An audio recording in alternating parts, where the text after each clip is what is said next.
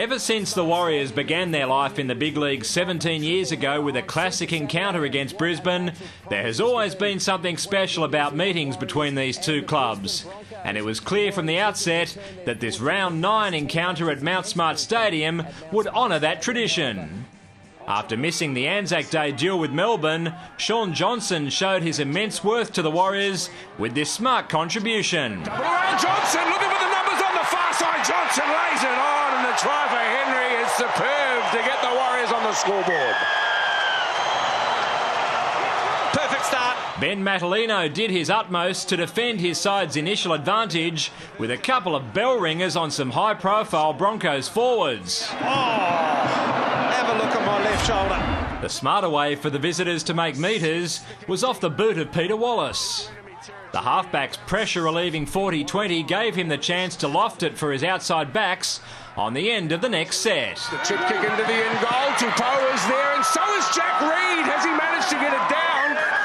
At first thought, you think not. There was no clean angle that illustrated whether Reed had got it down, and it was thrown back to middleman Ben Cummins, who was satisfied with the grounding. The locals weren't too thrilled with that decision, and they would have had mixed emotions about seeing a Kiwi grab Brisbane's second try. Lovely play from the Broncos. Brilliant play. Deserves a try, and that is forthcoming. The try is scored by Alex Glenn. Scored 2 last week and 1 here against the Warriors. It took just one horrible error to instigate a major shift in momentum back to the Aucklanders. Another kick across field, another challenge.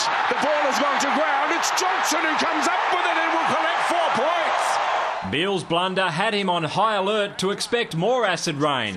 It worked once, let's try it again. Pressure on Beale on the far side. It's a tap down, it's a try. It's Elijah Taylor is in. In his first premiership outing of the year, Jacob Lillyman was eager to make an impact against some of his old Queensland origin teammates. The Warriors are coming at the Broncos, and that is a charging run by Lillyman, and the ball goes over to score.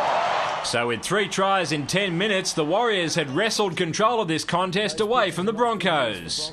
To make matters worse for Brisbane, they were going to have to make up the deficit without Wallace, who succumbed to his troublesome groin. And then Reed was denied his double when he found himself on the end of another ref's call, this one going against him though. He gave one, he didn't give the other. However, those twin setbacks only served to strengthen the resolve of the second-placed Broncos. Now with the football close to the line, I'm not quite sure what happened there. Did it get over? Certainly appealing for it is Ben Tell. We'll have to go upstairs for a little look. The South Sydney-bound back rower got the nod from Paul Simpkins, bringing Brisbane to within 8 points. But Feleti Mateo made sure that that was as close as they could get in the second stanza. You will not stop Martel this time.